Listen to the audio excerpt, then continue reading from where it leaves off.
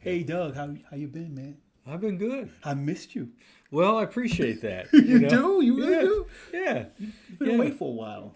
yeah. I went on a couple of weeks ago. I went on a zip line tour, Okay. or Okay. through our ski club, Mm-hmm. and scared the tar out of me. Really? Oh yeah, it was a lot. It was a lot of fun. The zip lines were easy, but the bridges in between them were, you're you're looking down at about nothing, and you Wow. got Plank. yeah, Yeah. and Yeah. cables and all kinds of Yeah. stuff. Yeah. Scared the tar out of I'm me. sure it did. But it was beautiful. Mm-hmm. It Mm-hmm. was an absolutely beautiful experience. It was in the fall of the year. It's down in Georgia. It's called Banning Mills, Mm-hmm.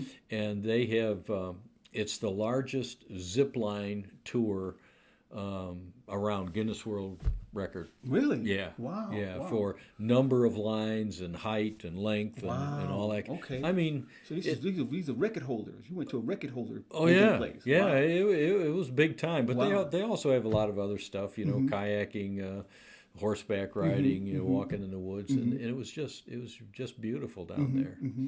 And then the next week, Which I was hop- last week. which was last week, Yeah. I wasn't here, Mm-hmm. and I rode my motorcycle up to New York to visit Mm-hmm. my brother. Mm-hmm. Now, not New York City. We're Right. we're talking rural New York. Right. What part of New York? Um, well, it's the Finger Lakes area. Okay, okay. So Okay. we consider that upstate. I'm Upstate. from Brooklyn, New York. So, Right. So That's we consider that upstate. upstate New York, right? Yeah, upstate. Mm-hmm. And yeah, it is absolutely beautiful. The trees are turning up there, and of Mm-hmm. course, you're going from lake to not really a mountain, but a big hill, then another lake, Mm-hmm. then a big hill, then another lake, and just we rode up and down those lakes, had a great time, went to some wineries, and just Cool. You got a little drink? a little bit. Cool, cool, cool. That's nice, nice, nice. Yeah, and then jump on your motorcycle. No.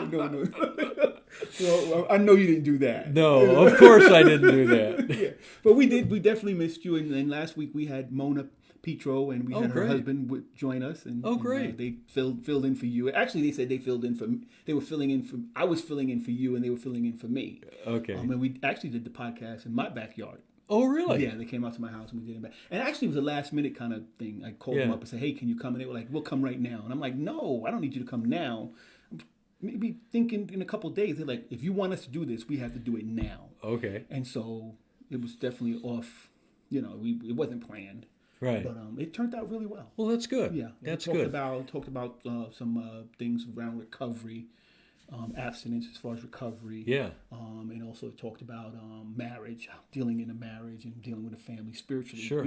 Practicing the principles and being able to practice those principles in a marriage and also in recovery. Excellent. Yeah. Excellent. Well, one of the things about the Unity community, Mm-hmm. and our church as we get going here, Mm-hmm. I think that's appropriate. Mm-hmm. Talk to a number of people, have podcasts, Mm-hmm. so people can perhaps see who our members are, Yeah. and we talk about things Mm-hmm. that are current in our lives. I think that's a good idea. Yeah. They really had a good time. They joined us. But today is Wednesday. We're here again at the Midweek Faith Right. Lift. And the purpose of this faith lift is to give people a little boost throughout the week. Yes. And so what do you got for us this week? Well, the last time I talked, which, gosh, I don't remember the date. It was a couple of weeks ago. Mm-hmm. The 10th, maybe, something like that, 10th or the 17th. I don't remember. But anyways, I talked about prosperity. And what I mentioned is that we're going to use a book, The Four Laws of Prosperity by Edwin Gaines. Edwin Gaines, right. Okay. Yeah. And I started out by talking about tithing. Mm-hmm. And more than one person said, "Well, what are the other 3?"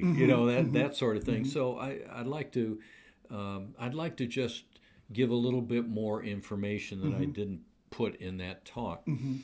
And so the 4 different laws that she talks about, one is tithing, which is really the law of giving and receiving. Okay, that's what it's all about. Tithing is a discipline. It's 1/10. But it's a discipline for practicing the law of giving and receiving. Now, oftentimes when we talk about a discipline, people freeze up and they get all nervous and they say, okay, you mean you got to do it and Right. that sort of thing. Yeah. But bear in mind, the word discipline and the word disciple come from the same root word. So the disciples for Jesus had an awful lot to learn, and that's what they were doing. And Jesus, constantly encouraged them to not only learn the spiritual laws, but to practice them. And so when we talk about tithing, we're talking about the law of giving and receiving, and how do we practice that, and how do we use that in our life. All right. And one of the things that we'll find out, this is additional information, but this is something that Ed Wein says. People who begin tithing will have at least 6 surprises. Number 1, they will be surprised at the amount of money that they have for the Lord's work, at the deepening of their spiritual lives. And what I can tell you is once you start practicing some of the disciplines, becoming a disciple of the spiritual laws that we talk about, you are going to be amazed at the amount of changes in your life, and the amount of deepening that's going to go on. I mean, things are going to start moving. There's no question about that, and that's what she says. That's number 2. Number 3, at the ease with which they can meet their own obligations. Number 4, at the ease with which they can go from 1/10 to larger giving. Number 5, at the way tithing prepares them to be faithful and wise stewards of the remaining 9/10. And they'll be surprised at themselves for not adopting the plan sooner. It's like anything else. Once you understand the law of giving and receiving, and once you start benefiting from it. Well, not so much benefiting, but practicing the discipline of that, you're going to become aware of all kinds of things in your life, and there's some stupid stuff. I've often said that sometimes the people just don't realize where their money is going, and how and where they can improve that. And when I talk about stupid stuff, when you start concentrating on where your finances are going and that sort of thing, you probably develop some sort of budget. It doesn't have to be a constraining thing, but you might realize when you look at your credit card report, hey, here's a membership to a sports health club that I never go to. Yeah. Okay, drop it. Here's one of these things that up every year, for an old computer that you threw away 2 years ago. Get rid of that, that sort of thing. Another thing that I've talked to people before about, credit card debt. You're paying 22 to 30% on an unpaid balance. That's suicide. All right. So again, once you start looking at tithing as a discipline of how to take care of your money and your finances, you're going to start looking at these other things, and you'll be amazed at how the things that you can do to clear it up, and then you're going to be amazed at how Spirit, and sometimes comes into that. So sometimes it's not even a matter of people say when I tithe. I've heard people say when I tithe, I've felt like when I tithe, I've gotten more finances. But actually, I may not have gotten more finances. What I've done is become more disciplined with my finances, and I have gotten an increase, not really because I've gained any more money, but because I've become more mindful of where I was spending my money, and I stopped spending my money in those places, doing those things. Yeah. And that's part of it. Yeah. But that's also your guidance, saying, "Hey, look at this. Right. Look at this. Okay, so let's clear up the brambles and the stuff in it, and once you get centered. For example, if many of us have had children, And many of us have put our children on an allowance, okay? And to do the allowance, you got to wash the dishes, or you got to do whatever you got to do, okay? Wash dad's car once a month, or whatever it is, okay? But if that child is squandering that money, are you going to give them more? Probably not, okay? And if the child is always coming to you and say, well, yeah, I've already spent my allowance, but I need more for this and more for that, you're going to look at that and you say, hey, no, wait a minute. You know, we've given you some money. You've got to be a good steward of that. Right. And once you become a good steward of it, and then more can happen. You know, that sort of thing. And so stewardship in finances, and especially in church work and in spiritual work, is a key, you know. Yeah. Yeah, it makes sense. There was a time when in Narcotics Anonymous, when I was an active member of Narcotics Anonymous, they used to say, you know, when you stop using drugs, you get an automatic raise. Automatically, you get more money in your pocket because you're not using. Well, that's true. Yeah, so it's not that you gain any more money, but you just stop spending money on junk, on stupid stuff. Yeah, so well, it may not be stupid at the time, but definitely, most people in hindsight will say, I'm not going to do that again. A lot of people do, anyways. But this is definitely a mindful practice. Absolutely, it's a mindful practice, and it makes you aware of what you're doing and where you're doing it at. I remember I got an accountant for my business that I have.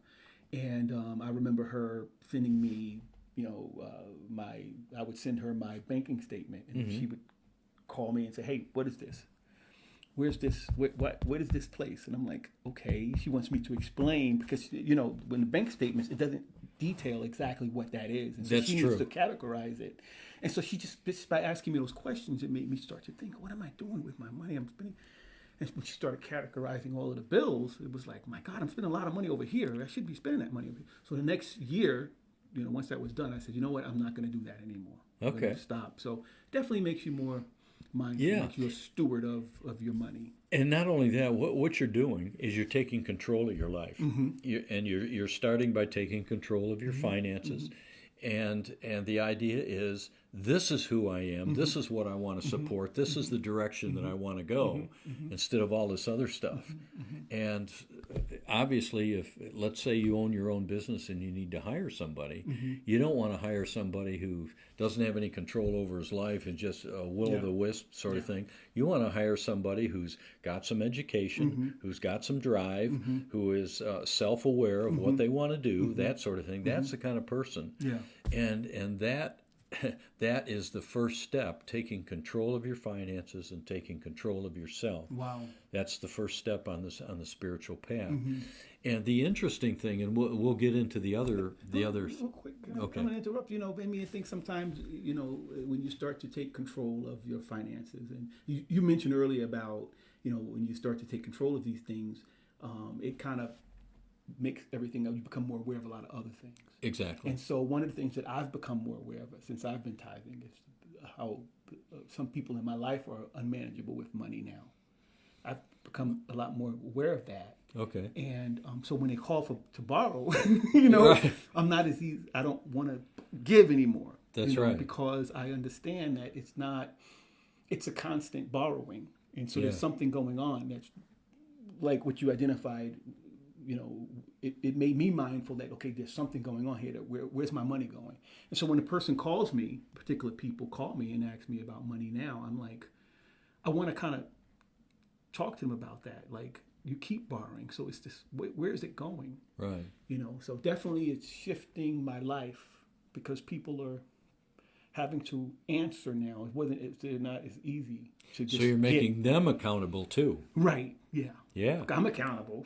Well, once you take accountability for yourself, then the next thing, and of course, by so doing, you become an example to them. Yeah. Well, some people you become an example to. Well, you become an example to everyone, but not everyone is pleased. With that new, and this is where people start to shift in and out. The interesting thing, if you talk to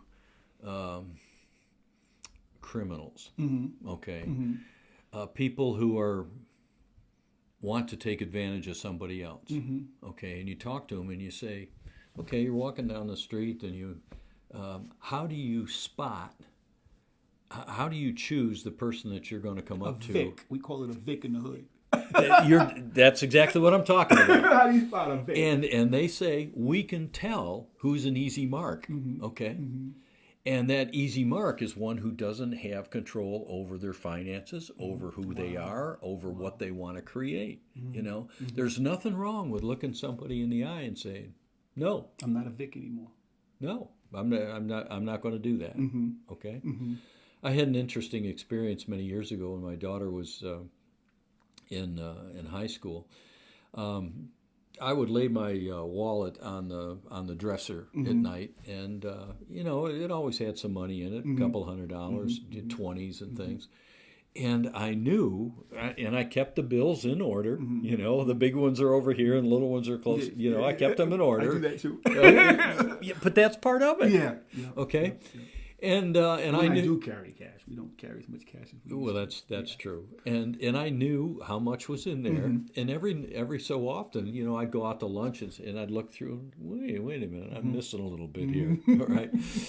So I went home, and my daughter's name is Christine, and I said, Christine, I seem to be missing some $20 bills in my wallet. Right. Do you know anything about that? And being honest, she said, "Well, Dad, you know, I needed $20 and so on." And I said, "Honey, look, in the bigger picture, that's called stealing. All right. Now, if you need $20 for something, come and ask. 9 times out of 10, I'll give it to you. But don't take it and not tell anybody, okay? And that's part of the discipline of handling your money. And she, you know, she agreed to that, and it never happened again. And the interesting thing is she only came to me one more time for another $20. So, anyways, yeah, that's important. Then, you know, my dad used to, when I was a kid, he would, when I would ask him for pocket change, he would call me into his bedroom and he would drill me about what I was going to use the pocket change for. And I would have to explain to him. I couldn't just say, "Hey, Dad, give me 50 cents. Right. I had to say, "Dad, give me 50 cents. What for?" Because I want to buy a bag of chips. What kind of chips you want to buy? And now he would take me through that. And it made me very conscious of what I was going to do with the money. And also, I'm like that with my son. Yeah. You know. That's a good thing. Yeah. So it's definitely, it just makes you, you know, those kind of engagements make you more. They can make you more mindful. It's becoming conscious, and it's becoming disciplined. Yeah. It's becoming focused. Yeah. You know, and that's a good thing. Now, the other 3 laws that she talked about, I want to step into that. Once you start taking control of your life, and as you take control of your finances, you're going to learn prosperity. Okay, maybe bootstrap prosperity, but you're going to become a little more prosperous. And so the anxiety of not having enough and all that kind of goes to the wayside a little bit. And the next thing and the next spiritual step is, okay, now what do you want to do? And so Edween's next step, and this is what we're going to be talking about this Sunday, is goal setting. All right. So now you got your life kind of, you know, under control. Where do you want to go? What types of things do you want to create in your life? And then the whole idea is, okay, let's set some goals and let's then achieve those goals. Now, setting a goal and then achieving it, again, you've got to have a certain amount of discipline to do that. You've got to have a certain amount of focus. All right. Now, there's some spiritual ways of doing that, which is what we're going to talk about this Sunday. But there's also some practical steps, and it's all about becoming more conscious of your life.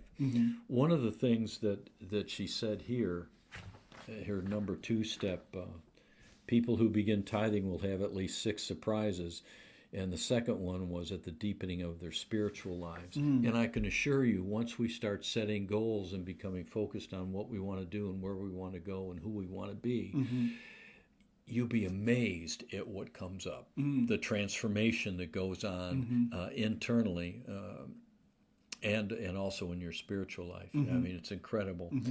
The third thing that you're going to find out is that blocks are going to come up. So step number one is tithing, which is learning the law of giving and receiving. Right. The second one is goal setting, all right, which is learning how to visualize and how to use the law of mind action to be creative in your life. Right. And what's going to happen is blocks are going to come up. You're going to say, well, gee, I've done all my work, for goal setting, and it's not happening, or I'm falling short. What's going on with that? And what you're going to find, if as you look internally, is there is something that's blocking that. All right. And the third step that Edwin talks about, and many others talk about, is forgiveness. It's about going inside, realizing where those blocks are. What are the mean thoughts? What are the negative thoughts that come up in our mind? Okay, and we all have them. Just preventing the goal from accomplishing the goal. Yeah, right. Or what kind of noise, what kind of chatter is taking away from your focus, and you take a look at those things, and it's again a forgiveness problem. So step number 3 is forgiveness. We're going to talk about that at a future time, and then lastly, once you've got a certain amount of conscious control over your life, once you know where you want to go, what you want to create, and you start becoming a creative being, and then releasing the blocks, all right, then the last step is what is my divine purpose? Why am I here? What sort of life and things should I be doing and experiencing so that God's presence is flowing through me all the time? Okay, and so the last thing is finding your divine purpose. So those are the 4 steps. I probably should have talked about them, right off the bat. But we have talked about tithing a little bit.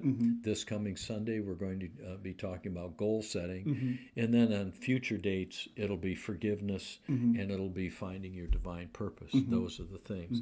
I want to remind our viewers that we're going to be in person, like you just mentioned, right, on October the 31st. And I'm putting that up right now on the screen, October 31st at Red Bank Community Center. And that's going to be at 11 o'clock. And we're going to have Reverend Doug Worth, who's here with us now, Reverend Doug, and we're going to be joined by Landis Batts. Oh, that's great. Yeah, so he's going to join you.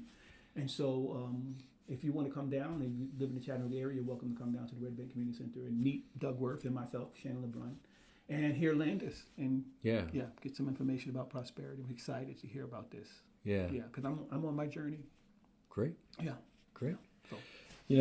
We just talked about the 4 laws of prosperity just a little bit. In other words, I mentioned them, what they are.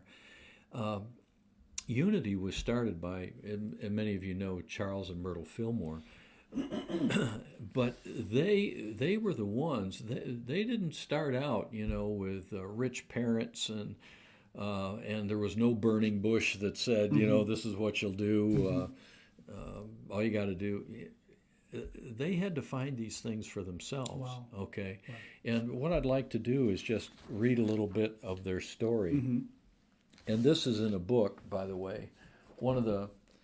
For those of you who are serious about the spiritual path, there are 2 Unity books that I would recommend that you start with. One is How to Let God Help You by zoom in on that one. Go ahead. By Myrtle Fillmore. Move it over to that way, this way. This way. And there we go. Yeah, How to Let God Help You by Myrtle Fillmore. Okay. And then the other one that I would recommend is Lessons in Truth by Emily Cady. Lessons in Truth, yeah. Yeah, by Emily Cady. All right. So I'd like to read something from How to Let God Help You. This is a snapshot of their journey. And Myrtle is writing this, by the way. There was a time when my husband was sick and without funds. You would not have seen anything in that early environment and life of ours to give peace and happiness. We didn't know where we were to get our food or clothes or money or pay our debts. There was no evidence of plenty or prosperity. We didn't have anyone to pray for us or to offer suggestions of truth. These things we had to find ourselves in the heart of God. Those about us thought us more than a little off because we talked of God as our health and our supply. But we got well and we helped others to get well. We found that God had ways to provide for our needs. We kept on trusting and rejoicing in the truth that came to us. We began to make new friends who brought others. I love to meditate upon Jesus' illustration of God's provision for all of us. Consider the lilies in the field, how they grow. They toil not, neither do they spin. When all of humanity lives in harmony with the providing law of being, man too will be blessed with plenty without having to toil for the necessities of life. We can learn valuable lessons on every side when our minds are alert. So get busy using the truth you know. Love those about you in a practical way. Pay no attention to what others are doing insofar as to make comparisons. Bring forth your own joyous world of love, friendship, beauty, and plenty. God is giving everything required to build such a world. There is within you the God-given intelligence to build such a world. And this is the best part. Get at it. Get at it. And so, for those of you who have come to Unity and are seeking more than just something to pick you up on Sunday, you want a way to learn spiritual laws and put them into your life and create a better life for yourself in all areas. Not only your bank account, but your health, your relationships, those sorts of things. If that's what you're looking for, you've come to the right place. Because what we talk about on Sunday is what are those spiritual laws? How can we implement them in our life? And we talk about practical examples of that. And we're hoping that we can one day get you to start to maybe offer a little bit more, you and other people perhaps to start offering a little bit more outside of the Sunday service for people who are looking to become more spiritual in nature. Yeah, we've talked about classes. Yeah. And I've just started digging out some of the stuff that got put away, and you can see. I mean, this is just all the prosperity books that are. Let me just show you a couple of things. If you're interested in prosperity, Catherine Ponder has a lot of material. This is what she calls the Dynamic Laws of Prosperity. You can see it's a pretty thick book, but she's got this. Just keep it there. Here's some more stuff from Catherine Ponder, Prosperity: Secrets of the Ages, and she's got many more books. She was a very prolific author. One of my favorites is, and this is an old book. It's not a Unity book, but Think and Grow Rich. Yeah, and he talks about in here in the original version. He talks about the law of mind action, and he talks about visualization and things. And the first time they published the book, the publisher said, "Oh no, we got to take that out of there. Wow. We can't have any of this airy fairy stuff." Right. And this stuff works. It works. Yeah. And he said, "No, this is." He said, well, and they said, "Well, just say it a different way. Right. Maybe put it in a story." Okay. And that's what he did. But the new editions have got the original stuff in it. So, Think and Grow Rich by Napoleon Hill, and there's all kinds of other stuff. The Millionaire Next Door, some practical application. And we've talked about some of those simple things. Look at your bank account. Are you spending money where you don't need to? Right. Are you supporting people and places that really just taking advantage? The 1 Minute Millionaire. Here's another one. So have you read all of these books? Most of them, at one point in time or another. And oftentimes what I'll do, I'll be thinking about a talk, that's coming up. And I said, well, okay, God, what am I supposed to say? And a thought will come about a book. And I'll go and I'll find it, that maybe I haven't read it or I've only skimmed through it. And I'll open it up, and lo and behold, It'll be right there. it'll be right there, and I'll use it. That has happened time and time and time again. The reason I mentioned that is that when you become conscious and disciplined about what you want to do, and you've set goals, and you've got something that you want to create, what you're going to find is that there are all kinds of resources that will, I don't want to say magically, but it's just right there. And most of the time you have them already. You're going to attract them. Yeah. Okay? One of the things that Abraham Hicks often said, you've heard the phrase, change your thinking, change your life. Okay? It sounds kind of cute, that sort of thing.